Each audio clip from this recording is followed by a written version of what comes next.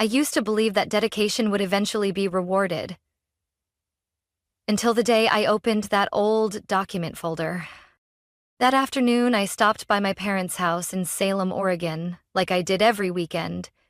My mother, Denise, wasn't tech-savvy, so I often helped her check bills, organize tax papers, and scan important documents.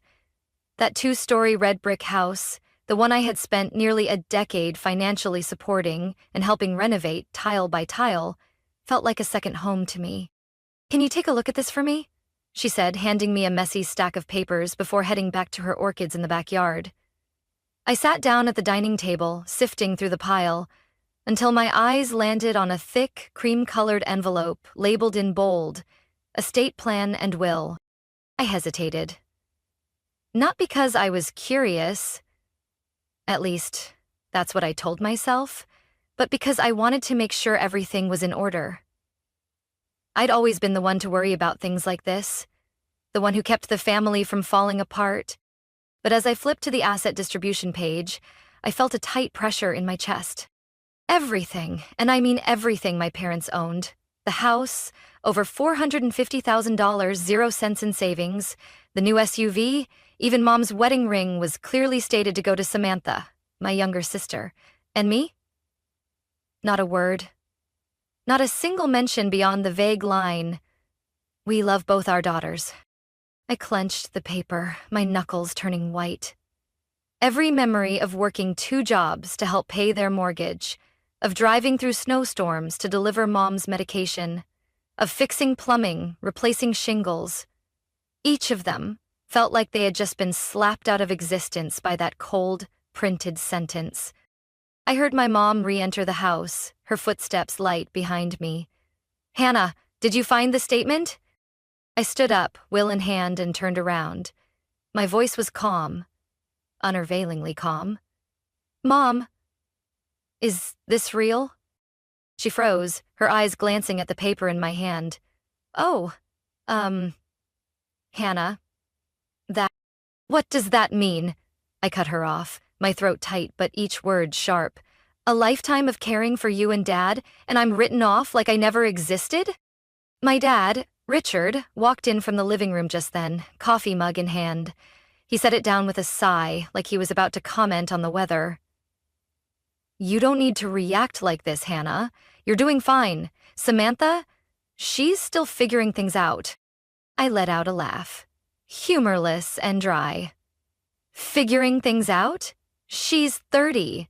She changes jobs every 3 months, lives off you two, and can't pay her own phone bill. I'm the one who paid your mortgage for the last 3 years, the one who fixed the roof last winter, the one who's kept this house from falling apart dollar by dollar." My mom stepped forward, placing a hand over mine as if that could calm me. "Don't overthink it. I just wanted your sister to feel secure." I pulled my hand away, nodded slightly, my gaze ice cold. "Secure? And what about me? The only one who's kept this place standing all these years?" They said nothing. I placed the will back on the table like returning a declaration of war. "Thanks for showing me where I really stand." I walked to the door without looking back. No one called out behind me. And for the first time in years, I didn't feel hurt. I just felt empty. A quiet, hollow kind of emptiness that chilled me to the bone. I never returned to that house after discovering the will. 2 weeks passed in silence, no calls, no messages, like I had never existed in their world. I told myself if they had even a shred of conscience, they'd reach out. But instead of an apology or explanation, what I got was a message from Dad. "Hannah, this month's mortgage is due. Can you transfer it soon? Deadline's Friday." I sat frozen, staring at the message in disbelief. Part of me almost laughed. No mention of what happened, no asking if I was okay. Just a demand like I was their default ATM. I typed back, every word like ice. "I think Samantha can handle it. That house is hers now, right?" Then I set my phone down and didn't wait for a reply. 10 minutes later, the screen lit up again. This time, it was Mom. "Hannah, don't do this. We need to talk." I didn't answer. I wasn't sad. I wasn't even angry anymore. Just a kind of ruthless clarity had taken the place of every fragile hope I once held. For years, I believed my sacrifices would be acknowledged. I was wrong. And I had no interest in playing savior anymore. 3 days later, the next message came. From Samantha. You're overreacting. Mom and Dad didn't mean it like that. You've always been independent, and I'm just not. You know that. I typed slowly, each word cutting through my sister's fake mask. Then prove you deserve what you've been given. Start by paying the mortgage. No response. Another week passed in silence, until one Monday morning, while I was sipping coffee in my kitchen, my phone buzzed with a transfer request. Exactly $2,900.00 from my mom. No message. Just a cold withdrawal request, as emotionless as the way they'd written me out of everything. I hit decline without a second's hesitation. Minutes later, the phone rang. It was Mom. I let it ring to the fourth buzz, then declined the call. A message followed immediately. Hannah, I know you saw it. Why did you decline? I closed my eyes, took a deep breath, and replied, because it's no longer my responsibility. Ask Samantha. For the first time in my life, I felt like I had control. I wasn't the one scrambling to fix cracks I didn't create. I wasn't sacrificing my entire youth to patch up other people's failures. 3 days later, Samantha texted again. You're being so selfish. Didn't you always say family comes first? I reread that message over and over. Family? The family she was talking about was the same one that treated me like an outsider, like a walking wallet. I replied with one sentence. Family is about fairness and respect, not using someone until they're no longer useful. After that, there were no more messages. Silence settled over everything, but this time, it didn't feel lonely. It felt like relief, a release from a burden I'd carried for far too long. But deep down, I knew. This silence was only the beginning, because they'd be back. When no one else would help. When the house was at risk of foreclosure, when Samantha, with all that inheritance, still wouldn't know how to pay a bill on time. And when that moment came, I'd be ready. Not to save them, but to show them that I was no longer the one who would sacrifice without so much as a thank you.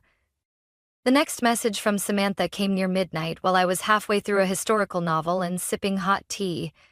The phone lit up, and I didn't even need to open it to guess the tone. You're blowing this way out of proportion. I scrolled and kept reading. Everyone's already stressed out. Why are you choosing now to be dramatic? It's just a few payments. You've always done it. A dry laugh slipped from my lips, without any humor at all. Just a few payments. Easy to say when you've never paid a utility bill in your life.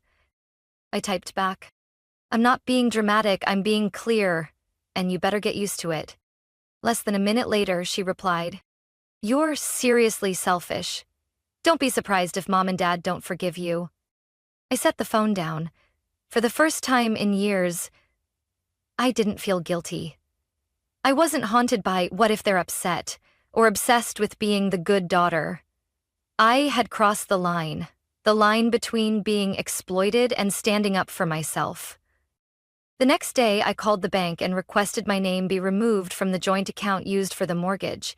I also contacted the utility companies and canceled all the auto payments I'd been secretly handling for years.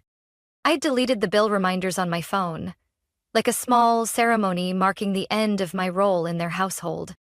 That night, I cleaned up my tiny apartment, played my favorite playlist, and bought myself a chocolate cake I'd always loved but never bought, because the money always had to go toward more important things.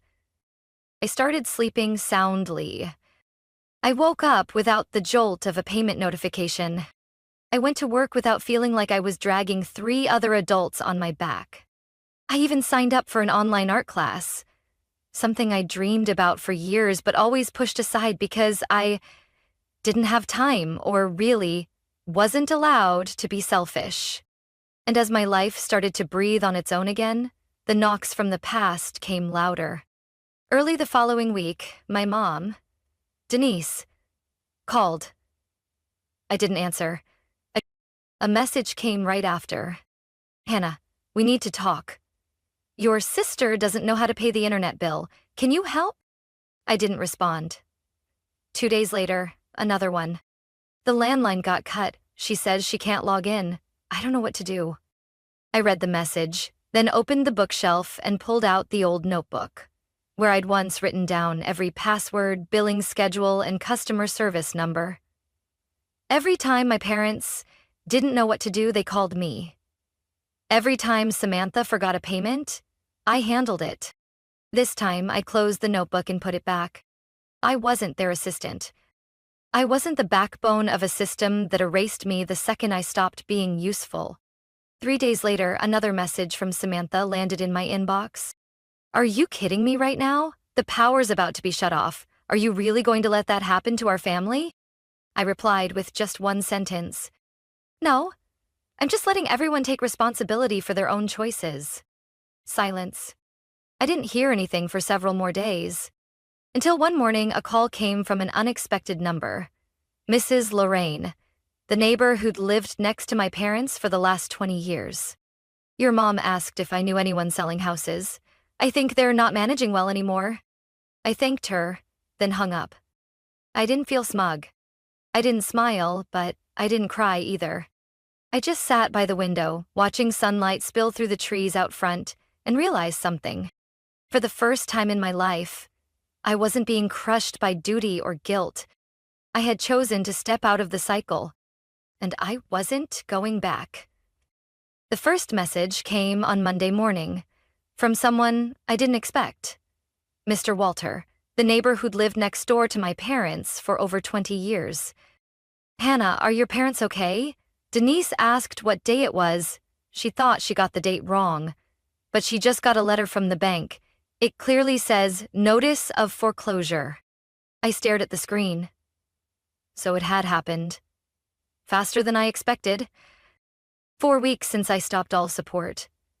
4 weeks for the house I once kept from falling apart to finally start collapsing. An hour later, my mom called. I didn't answer. A message followed right after the ring. Hannah, please. We really need you right now. It's serious. I read it, then set the phone down like it had nothing to do with me. But in truth, my chest still felt heavy. I had once thought this moment would bring some twisted sense of satisfaction, but it didn't. Only a hollow, aching fatigue. Maybe because I was too used to cleaning up after others. I didn't reply. 2 days later, for the first time in weeks, Samantha showed up at my door. She stood there in a wrinkled hoodie, no makeup, clutching a messy stack of documents. Her eyes gave away the panic. I just need 5 minutes, she said, breathless. Just 5 minutes, Hannah. I crossed my arms, blocking the doorway, not a single ounce of sympathy in my eyes. You here to ask for money? Not money, she blurted out, her voice shaky. I need your help talking to the bank. I don't understand the terms they're using. I'm overwhelmed. What about the inheritance you got? I asked, my tone as casual as commenting on the weather. She looked down and mumbled, It's tied up in an investment portfolio. If I withdraw now, there's a penalty. I didn't think it would spiral this fast. I raised an eyebrow. Yet you signed for everything without hesitation. I thought Mom and Dad had it under control. They said it was all set. I didn't think. Exactly. You didn't think. Like, always. Samantha fell silent. I stepped out and pulled the door closed behind me. This is the lesson you need to learn. Everyone stumbles. But no one grows if someone's always there to catch them. You're really going to let them lose the house? I'm not letting anything happen. They made their choice, now they live with it. I turned away, leaving Samantha standing alone in the building's hallway. 3 days later, I ran into Ben, an old classmate turned real estate agent, at a networking event at the local arts center. I was just about to tell him about the photo project I'd been working on when he interrupted, eyes wide. Hey, is your parents' house on Vine Street? I nodded. Someone on my team mentioned them. Sounds like they're urgently looking to sell. Old house, needs work, high foreclosure risk. Are you doing okay? I gave a faint smile. I'm fine. I guess they're not. Ben looked like he wanted to say more but decided against it. That night, I opened my laptop and spotted an email from a legal aid organization I volunteered with back in college. They were recruiting mentors for a new program, helping seniors manage housing debt. I smiled softly. Life had a strange way of circling back. I sat quietly for a long moment before starting the application. Not for my parents. Not for Samantha. For me. The one who had finally learned to let go. I didn't need to save the old house anymore. But if I could use what I'd been through to keep someone else from falling into that same cycle, that would be worth it. Saturday afternoon, I had just wrapped up a photography workshop and returned to my quiet little apartment, expecting nothing more than a hot cup of tea and a peaceful evening. But as I pulled into the parking lot, I saw a familiar silver minivan parked near the gate. 4 years ago, I had co-signed for that van when my dad, Richard, could no longer make the payments. I'd transferred the title to him last year as a final gesture of trust. Now it sat there like a bitter reminder. I got out of my car, walking slowly. My parents stood waiting near the building entrance. Samantha stood a bit behind, clutching her purse, eyes full of barely concealed worry. I said nothing. I stopped a few steps away, arms crossed, waiting. My mother, Denise, spoke first. Her voice was trembling. Hannah, I'm sorry we had to come here, but things have gotten out of hand. The bank's coming to reassess the property next week. My father continued, his voice lower and wearier than I'd ever heard. We made a mistake, I know that, but if the house is taken, your mother won't be able to handle it. I looked straight at him, my gaze colder than it had ever been. Then why, when writing the will, did you decide I wasn't worth including? He dropped his eyes, fingers fidgeting with the edge of his coat. Back then, we thought you'd be fine. You've always been strong. But Samantha, I interrupted, gets to fail, gets forgiven, and inherits everything. I turned to face my sister. She pressed her lips together, said nothing. No denial, no excuse. I gave away my youth, I said, my voice quiet but every word sharp, without conditions. And in return, I got disregard. And the assumption that Hannah will take care of it. I'm not in that role anymore. My mother's tears fell. We didn't know it would come to this. Can't you help? Just a little, just for a few months until things stabilize. I shook my head, a breeze in my chest sweeping away years of obligation. I'm not saying no because I can't help. I'm saying no because if I do, everyone will go right back to believing they never need to change. Samantha finally spoke, her voice small and broken. I didn't realize it would get so complicated. I thought it just needed time. I didn't think you'd walk away so fast. I looked at her. For the first time in weeks. I didn't walk away fast, I warned. I waited. I hoped. But our family chose to ignore all of it. So, this is really the end? My mom whispered, tears still fresh on her cheeks. I looked at her. The woman who once rocked me to sleep. Who I'd brought medicine to, taken to the ER, cooked for after my dad retired. And I saw, clearer than ever, the line between blood and actual love. I didn't end this, I said. It ended the moment you decided who deserved to be named and who didn't. No one said a word. The late autumn wind whistled through the bare trees, carrying with it a chill that no jacket could warm. I stepped up onto the porch, pulled out my keys, and unlocked the door. Before walking inside, I turned back one last time. I hope you find a way, but I'm no longer the lifeline for this family. I looked at Samantha and spoke slowly. If you truly want to grow up, this is your chance. I've stepped off the merry-go-round. Now it's your turn. I walked in and shut the door behind me. The sound of the wind in the hallway drowned out their footsteps as they left. I stood quietly in my living room, afternoon sunlight casting a long beam across the floor through the glass. No tears. no heartbreak, just a silence, peaceful. I thought that after that final confrontation, they'd go quiet. I had hoped the truth would make them reflect and quietly step back out of pride. But I overestimated the self-awareness of people who've always lived off others. A week later, I got a message from Olivia, a close coworker at the art center. "Hannah, are you on Facebook? You should check your mom's page. She's posting some unbelievable stuff." My hand trembled slightly as I typed Denise Baker into the search bar.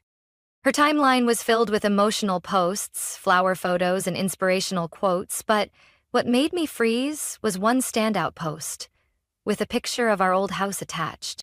It's heartbreaking when your own daughter turns her back on family, abandoning sick and aging parents, refusing to help in our time of need. After everything we sacrificed for her. Over 80 shares. The comments were full of sympathy, comfort, and judgment for the ungrateful child. I bit my lip, scrolling further, and saw another post. This one from my dad, Richard. "We thought Hannah was someone who loved her family. But when we needed her the most, she walked away without a word. The house is about to be taken and she acts like nothing's happening." Then came a post from Samantha, with a clearly mocking tone. "Some people are only kind when they're above you, looking down. But when family asks them to step down and help, they choose silence. That's today's version of strong, I guess." I gripped my phone tighter. I wasn't angry. I wasn't even shocked. I was tired. When guilt didn't work on me anymore, they turned to public shaming. But they forgot one thing. I wasn't silent anymore. That night, I opened my laptop and logged into my Facebook, which I rarely used. I made a single post. No background color, no fancy design. But every word was clear as daylight. My family is sharing a one-sided story, so, to be fair, here's the truth from my side. I attached a photo of the will, with Samantha's name as the sole beneficiary. I posted snapshots of the mortgage payments, utility bills, insurance, all under my name. Then I included the last text I got from my mom, asking for $2,900.00 to save the house. I ended with one line. My silence wasn't consent. I was just waiting for the right moment to tell the truth. That moment is now. Within 10 minutes, the first comment appeared. "Hannah, you seriously did all of this? I can't believe it." An old friend commented. "You're one of the kindest people I know. Don't let anyone make you doubt that." Then, one by one, people started sharing the post. Some who had known my parents chimed in, many expressing surprise. I always thought Samantha lived pretty recklessly. Now it makes sense. No one should be taken advantage of like that, especially not by their own family. My post spread quickly, not because it was sensational, but because it was real. It was honest, and it didn't shy away. 2 days later, my mom took down all her posts. My dad deactivated his account. Samantha changed her profile picture to a black and white flower. The vague, dramatic move she always made when things slipped out of her control. I didn't respond. I didn't post anything else. I just sat in my apartment, listening to the rain tap softly on the window, and for the first time, felt justice on my side. I didn't need an apology. I didn't need them to bow their heads. I just needed them to stop. And it seemed, finally, they understood that I wasn't someone they could manipulate anymore. One post, enough to end the years I'd been forced into silence. And now, I was writing the next chapter not on social media but in real life. Since that day I posted, I haven't heard a word from Mom, Dad, or Samantha. Everything has been as still as a forgotten lake after a storm. But not the silence of waiting. This was the silence of acceptance. They had lost the only person who always came back after they broke everything. I was the opposite. I began to live. Every Monday morning, I headed to the art center to teach my first photography class for high school students. The way their eyes lit up holding a camera for the first time, the way they viewed the world through a lens. It reminded me that not everyone sees the same thing, and sometimes You have to choose your own angle. In the evenings, I took a part-time video editing course, a skill I'd always dreamed of learning but put off because my family needed me. Now no one needs me. And for the first time in my life, that felt freeing. I started going on evening walks, unhurried and carefree. I baked on weekends, posted pictures on Instagram without worrying about being called fake. I made new friends in class, people who didn't know me as the one who held the family together. And because of that, I finally got to just be me. While I was learning how to breathe, across town, the house at 218 Elm Street began popping up on real estate listings. A friend of mine, Marcus, now a realtor, texted me, "Hannah, your parents' house is up for sale. Asking $390,000, 0 cents, but no offers. Looks like they couldn't fix the roof or the faulty wiring." I wasn't surprised.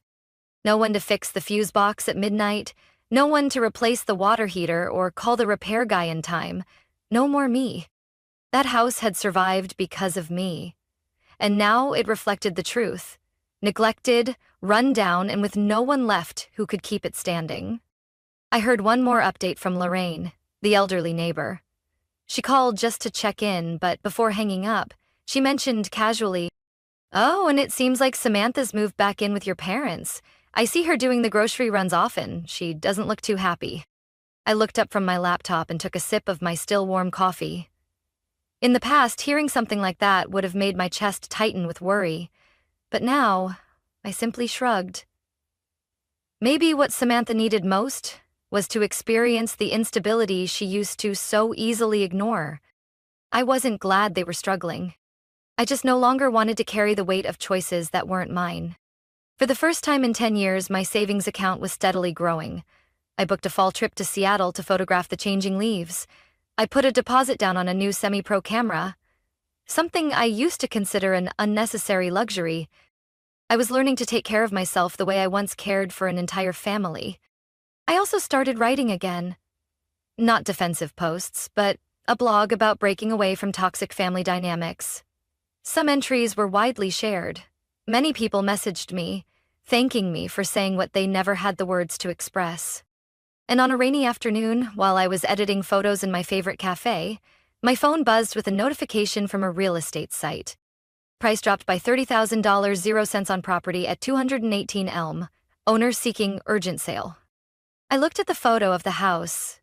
Dark roof tiles, rotting fence, peeling window frames. It used to symbolize duty, pressure, and expectation. Now it was just a house, waiting to be rescued. And I wasn't the rescuer anymore. I tapped hide notification, closed my phone, and smiled. A soft smile, lighter than air, but deeper than any sigh I'd swallowed over the years. I didn't belong there anymore. One early winter afternoon, I was walking around Liberty Lake with my new camera. The golden light of dusk cut through bare branches, casting soft beams across the water. I stopped, raised my camera, and captured the perfect frame. A little boy running in the distance, his mother behind him, laughing and calling out. In that moment, I realized some things aren't meant to be held onto because they were never truly yours to begin with. I used to believe family was something you could never lose, that blood was an unbreakable bond. But now I know the thing that makes a family real isn't DNA, it's respect and gratitude. I had given everything in hopes of being seen, and in return I became the name left off a will, the one called dramatic for refusing to carry others' burdens any longer. I wasn't angry anymore, not really. I had just let go.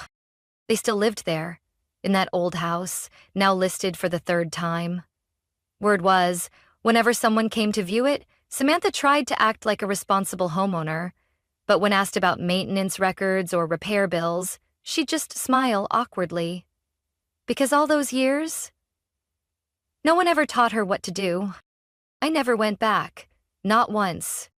My mother once sent me a handwritten letter, sealed in a familiar blue envelope with handwriting I knew by heart. She wrote about her sleepless nights, not knowing where to begin again. That your father isn't as strong as he used to be. At the end, she wrote, I don't know how much time we have left to fix things, but if you're willing, I'm still here. I folded the letter. I didn't tear it. I didn't reply. I placed it in the drawer beneath my desk, next to undeveloped photos and half-finished drafts. Things that needed time to be understood and accepted. I didn't hate them. I just no longer had the strength to keep sacrificing without being heard. I kept working, kept teaching, kept creating and capturing.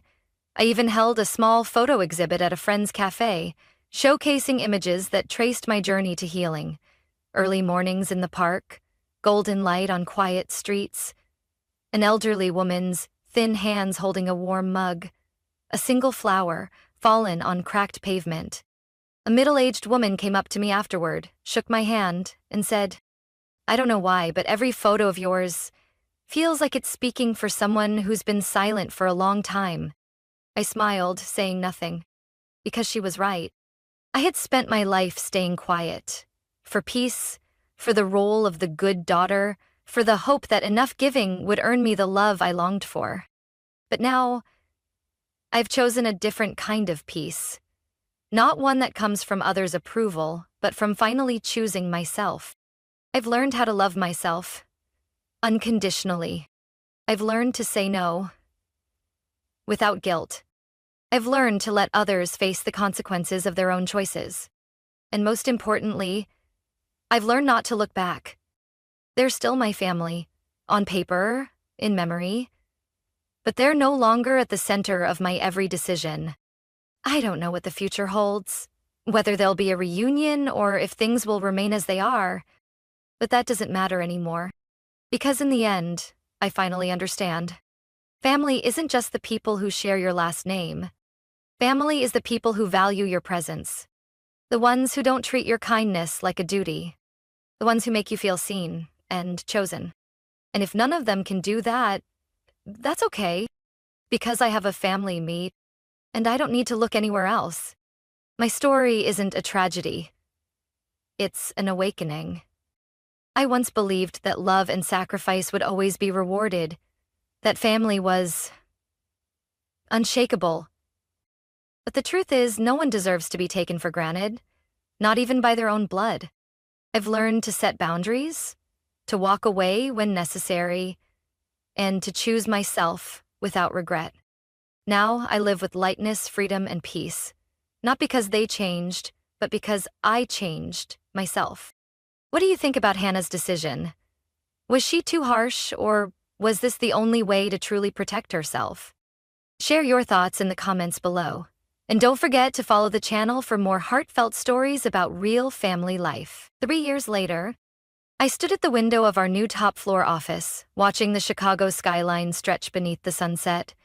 This city, once the place I came to with nothing but a suitcase, was now where Ryan and I had built a thriving financial empire. Reynolds and Carter Capital, the investment firm we founded, had become a leader in funding sustainable businesses. We helped small companies find the capital to grow, backed clean energy projects, and proved that profitability didn't have to come at the cost of sustainability. Everything happened faster than I expected. We started with a tiny office and a handful of employees. But after the first year, Ryan's reputation and sharp investment choices drove steady growth. I took on the role of COO, building out strong operational systems while Ryan focused on strategy and partnership expansion. We were the perfect team, not just in business, but in life. My life had completely transformed. I was no longer the girl frozen in front of a kitchen door, listening to her mother tear her down with a calm voice. I was no longer a confused young woman in a strange city, struggling to find a job just to get by. I was Julia Carter, and I was proud of who I had become. That evening, Ryan and I sat on the couch in our apartment, wine glasses in hand, unwinding after a long day. The company had achieved incredible success, and I couldn't believe that just 3 years earlier we were working out of a cramped little office. Ryan set his glass down and looked at me with thoughtful eyes. "Julia," he began, "I want to talk to you about a deal." I raised an eyebrow. What kind of deal? He paused, then pulled a folder from the glass table and slid it toward me.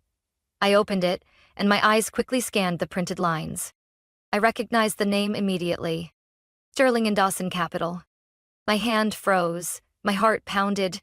It was the firm Rachel and William had started together, after betraying me. They had found quick success, leveraging Rachel's industry reputation and their combined connections. But from what I was reading now, things had taken a turn. Sterling and Dawson was on the edge of collapse. Ryan continued, watching me closely. Their firm is drowning in debt. High-risk investments didn't pay off like they expected. They're scrambling to stay afloat. But investors are losing confidence. He paused, then said the most important part. They're looking for a partner to bail them out. I looked up at Ryan, narrowing my eyes slightly. You're saying they want to sell the company? He nodded. And I want us to buy it. The air grew heavy. I closed the folder, trying to steady myself. Why? I asked, my voice dropping low. Ryan, you know what they did to me. Why would you want to do this? Ryan leaned back in his chair, eyes still fixed on me. Because it's a good deal, Julia. Their firm has a few promising clients and some unfinished projects that could turn profitable with the right management. We can restructure it to align with our values. I stayed silent, fingers tightening around the wine glass. 3 years ago, Rachel and William thought they had won. They took the man I loved, crushed my dignity, and used their status to build their success. And now they were standing at the edge of failure. While I was the one holding their future in my hands. Julia, Ryan said gently, as if reading my thoughts. I'm not suggesting this as revenge. I want you to see it as a business opportunity. You'd have the power to lead it, the way you want. I took a deep breath, then slowly set my glass down. All right, I said, my voice calmer than I expected. But I have one condition. Ryan raised an eyebrow. What condition? I leaned forward, eyes steady. If we acquire Sterling and Dawson, I want to run it directly. I'll be the one to decide who stays, who goes, and how the company is operated. Ryan smiled. A proud, approving smile. I wouldn't expect anything less. I sat up straight, a strange calm washing over me. This wasn't revenge. This was control. This was agency. 3 years ago, they thought I wasn't strong enough to move on. Now, they were about to face a new reality. Not only had I moved on, I'd come farther than they ever imagined. 3 months later, the Reynolds and Carter Capital Gala was held at a luxury hotel in downtown Chicago, marking a major milestone in the company's growth. It wasn't just an anniversary event. It was a statement. We had officially completed the acquisition of Sterling and Dawson Capital. The company Rachel and William once proudly built was now under my control. After a full restructuring, I had let go of most of the old staff, kept a few talented individuals, and reshaped the company based on the new values I believed in. And tonight, everyone who mattered in the finance industry was in attendance, including Rachel, William, and my mother. Ryan knew I had gone back and forth about whether to invite them. When I finally made my decision, he simply nodded. Are you sure? He asked. I nodded. I want them to see who I am now. The party unfolded in a dazzling space, with crystal lights reflecting off elegant gowns and tailored suits. I wore a sapphire blue gown, sleek and tasteful, nothing too flashy, and my hair was softly curled and loose. Ryan, as always, looked impeccable in a classic black tuxedo. As the room filled with guests, I played the perfect host, greeting, shaking hands, discussing our company's new direction. But the moment Rachel and William walked in, I knew they had seen me. Rachel looked different from the last time I saw her. The confidence and power she once carried had faded, replaced by a trace of tension in her eyes. William looked tired, the dark circles under his eyes giving him away. They stood at the entrance, stunned as they took in the setting. And then my mother appeared. She wore an expensive dress, her face meticulously made up, her smile slightly strained as her eyes landed on me.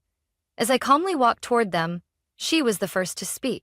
Julia, you look stunning. I kept a polite smile. Not cold, but not exactly warm either. Thank you, Mom. So do you. Rachel looked me up and down, her expression showing clear discomfort. I'll admit, I didn't think you'd make it this far, she said, trying to sound composed. I took a sip of champagne, smiling.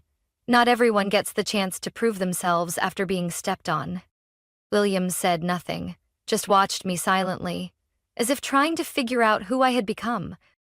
Ryan approached, resting a hand gently on my back, a quiet signal that I wasn't standing alone anymore. Good evening, everyone, he said, his tone calm but firm. Hope you're enjoying the party. Rachel pressed her lips together, glancing at Ryan, then back at me. So, this is why you succeeded? I let out a soft laugh. You think I needed a man to get here? I tilted my head.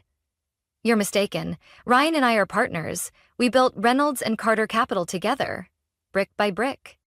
My mother cut in, grabbing my hand dramatically. Julia, I know things in the past hurt you, but I always believed you could do something great. I looked at her, eyes calm. You never believed in me. You only believed in what you wanted me to become. She blinked, as if about to say something, then stayed silent. I realized in that moment she wasn't here to mend anything. She was here to reconnect. Because I had finally made it. Rachel crossed her arms, her tone tinged with sarcasm. Anyway, this company used to be mine and William's. You must be pretty satisfied sitting in our old seats. I shrugged. Not really. I didn't buy the company to get revenge. I did it because it was a smart deal. It's just a shame. It could have been something much bigger if the people running it weren't so arrogant. Rachel's face went pale. William looked down at his drink, silent. I didn't feel victorious. There was no thrill or satisfaction in seeing them like this. Only relief. If they hadn't betrayed me, I wouldn't be standing here today. If my mother hadn't dismissed me as useless, I'd never have had the drive to prove her wrong. I didn't need their approval anymore. I wish you and Willem the best, I said, offering a soft smile. I hope you both find what truly matters to you. And with that, I turned away, leaving them standing in the middle of the glittering ballroom. Ryan looked at me, his eyes gentle. You okay? I took a deep breath, then smiled. More than ever. Tonight wasn't about revenge. Tonight was about owning who I was.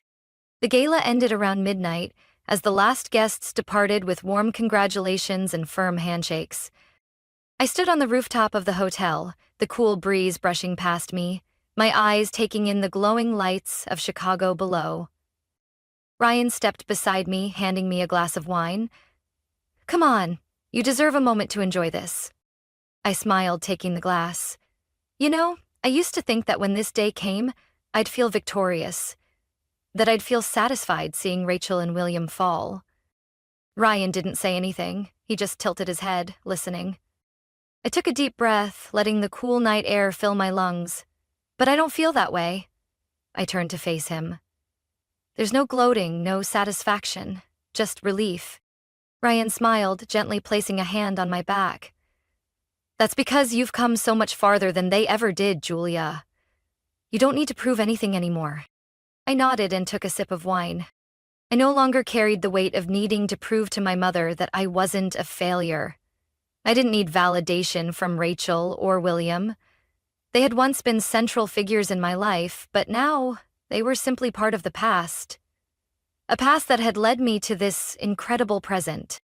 Ryan took my hand, his fingers warm and steady. I have something for you. I raised an eyebrow, watching as he pulled a small velvet box from his jacket pocket. My heart skipped. He opened the box to reveal a simple, stunning diamond ring. Julia, since the day you came into my life, everything changed. You're not just my business partner. You're the one who made me a better version of myself. I can't imagine this life without you. My breath caught as I looked into his blue eyes. There wasn't a trace of doubt in them. Ryan knelt down, right there under the starlit Chicago sky. Will you marry me? I let out a soft laugh, tears welling in my eyes. You know, I used to think I didn't believe in love anymore. I glanced at the ring, then back at him. But then you came along, and you made me believe that love isn't about sacrifice or loss. It's about partnership and mutual respect. Ryan gently squeezed my hand. So, will you partner with me for the rest of our lives?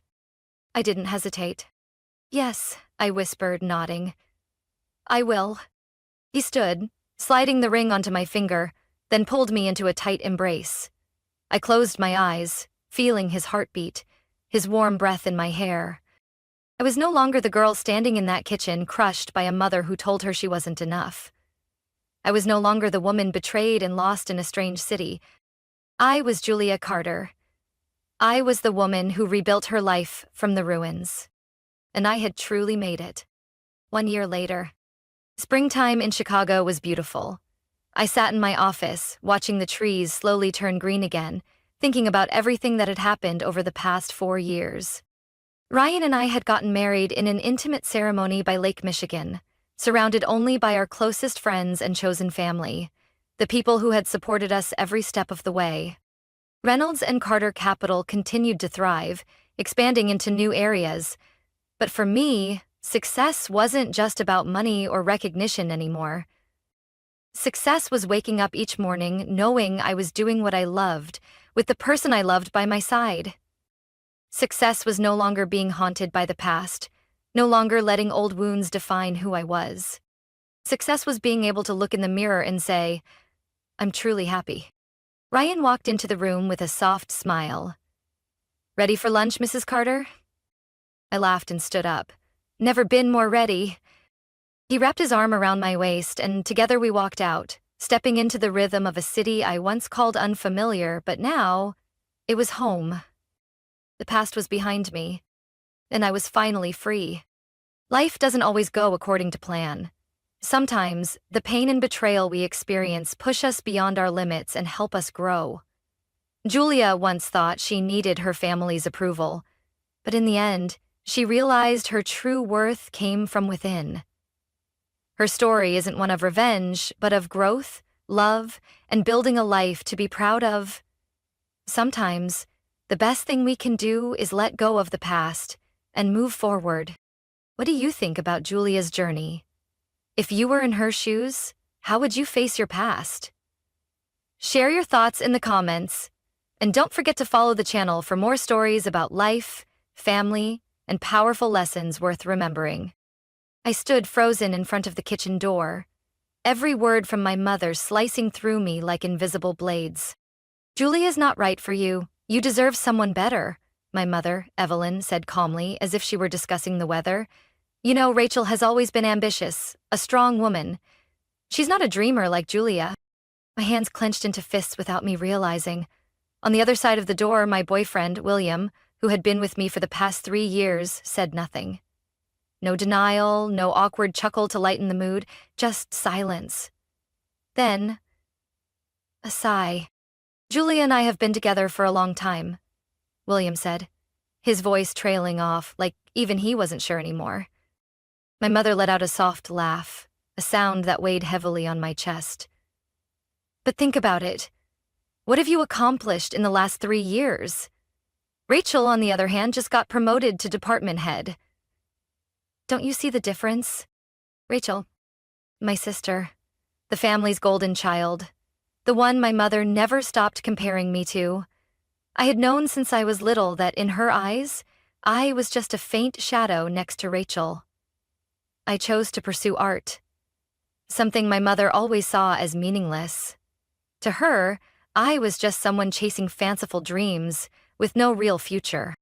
I leaned closer, peeking through the crack in the door. William was still holding the 2 sodas I had asked him to bring for us, but now he seemed to have forgotten I was waiting. He was listening to my mother. No objections? No defense? Instead, he nodded slowly. I saw his eyes shift, from hesitant to thoughtful. A deep ache spread through my chest, making it hard to stay on my feet. I wanted to rush in, to scream, to ask William why he was letting her words get to him. But I didn't. I turned away, trying to steady my steps. That whole evening, I smiled and acted like nothing had happened. That was my first mistake. The changes didn't come all at once, but they were subtle enough for me to notice. William started bringing up Rachel in our conversations. Things like, "Rachel had an important meeting today," or, "Did you hear Rachel just got nominated for an award at work?" became common. At first, I thought he was just trying to get closer to my family. But slowly, I began to notice the look in his eyes when he talked about my sister. Respect. Admiration. Then came the canceled dates. More and more of them. His apologies still sounded sincere, but something felt off. When I asked him about the texts between him and Rachel, the ones I hadn't heard about before, he just smiled. "We just ran into each other in the city," William said casually. "She's your family, Julia. Are we not allowed to talk?" I stayed quiet, convincing myself I was overthinking, but I couldn't shake the feeling of being left out whenever we had dinner with my family. William and Rachel shared something, an invisible bond I couldn't reach. The way they looked at each other, the subtle smiles only they seemed to understand. I felt like a stranger in my own relationship. And then one day, the truth hit me in the worst way. That day, I decided to surprise William. We used to dream about going to a concert by his favorite band, and I finally got the tickets. I wanted to see the joy in his eyes again, to remember what it felt like when we were happy. I still had the key to his apartment. We had planned to move in together next year. When I opened the door, I immediately knew something was wrong. A familiar beige coat hanging by the hook, a pair of high heels I never wore sitting by the bed. And then, I heard laughter. The bedroom door was slightly ajar, but what I saw inside was unmistakable. Rachel was leaning into William, her eyes shining with satisfaction. When I dropped the tickets onto the floor, they finally noticed I was there. I saw panic in William's eyes, but Rachel was different. She wasn't flustered. She didn't even bother hiding it. "Julia?" she said, her voice calm and cold. "You were going to find out, sooner or later." I stood there, feeling something inside me shatter. But I didn't cry. No, I wasn't going to cry in front of them. I tightened my fists and turned away. The anger would come later, but right then, all I felt was emptiness. But I stood in my mother's spotless kitchen, facing her, searching for a trace of remorse in her eyes. But all I saw was a cold indifference. "You're overreacting, Julia," my mother said, her voice so calm it gave me chills. She stirred her cup of Earl Grey tea gently, as if this conversation was nothing of importance. "Relationships end all the time. You can't cling to something like that forever." It felt like someone had slapped me in the face. "Really? You're talking about my 3-year relationship like it's worth nothing?" My voice trembled with anger, but my mother just sighed and set her tea down. "You've always been a dreamer, Julia," she said, giving me that judgmental look. "You're not practical. You have no clear goals. Rachel and William are different. They have ambition, direction. Who can you blame but yourself?" I blinked, trying to stay composed. For the first time in my life, I looked at my mother not as the woman who gave birth to me, but as a stranger. Someone who had never truly seen me as her daughter. "I think I understand now," I said, my voice dry. "You never really believed in me, did you?" She didn't deny it. I turned and walked out of the house. And I wasn't going back. I left Philadelphia just 1 week later. My old car was packed with suitcases and cardboard boxes, the remnants of 3 years with William, of a childhood spent trying to win my mother's approval, of all the memories I wished I could forget. My destination? Chicago. No solid plan, no job waiting, just a modest savings account from part-time jobs and a burning desire to start over. It was raining when I arrived. Streetlights reflected in the puddles like glittering mirrors, and towering buildings loomed above me like silent giants. I found a cheap motel in a rundown part of town, where the tiny room smelled musty and the curtains were faded, but at least it was mine. No more William, no more Mom, no more Rachel. Just me and the life ahead. Those first days were anything but easy. I sent out job applications everywhere, from coffee shops to administrative assistant positions. But art wasn't exactly a lucrative field, and my experience didn't help much when trying to break into something entirely different. My savings kept dwindling, and I began to worry. I took a job as a waitress at a small cafe, spending long days on my feet with aching legs. But at least I had enough money to get by. I still remember the first time I stepped into the office building that would change my future forever. It was day 33 in Chicago. I had just enough money to pay rent for one more month, and I knew I needed a better job. By chance, while handing out flyers for the cafe, I overheard a group talking about an open position at a financial investment firm. No experience needed, just organizational skills and the ability to handle pressure. I quickly jotted down the address. The next day, I walked into the sleek glass building with a resume in hand. The receptionist gave me a once-over, from my discount store business dress to the worn-out purse I clutched tightly. "Do you have an appointment?" "I heard there's an opening for an administrative assistant," I replied, trying to keep my voice steady. She picked up the phone, had a short exchange, then looked back at me. "Please, wait over there." I sat down, my palms damp with sweat. This was the first real opportunity I'd had. I couldn't let it slip away. 30 minutes later, a woman with neatly tied brown hair stepped out. "I'm Carol, head of HR," she said, shaking my hand. "Julia, right? I just reviewed your application. We're looking for an assistant for one of our young financial analysts, but it's a high-pressure role." "I'm not afraid of a challenge," I said immediately. She studied me carefully. Why would someone with an arts background want to work in this field? I took a deep breath and answered as honestly as I could. Because sometimes, to start over, you have to step out of your comfort zone and try something completely new.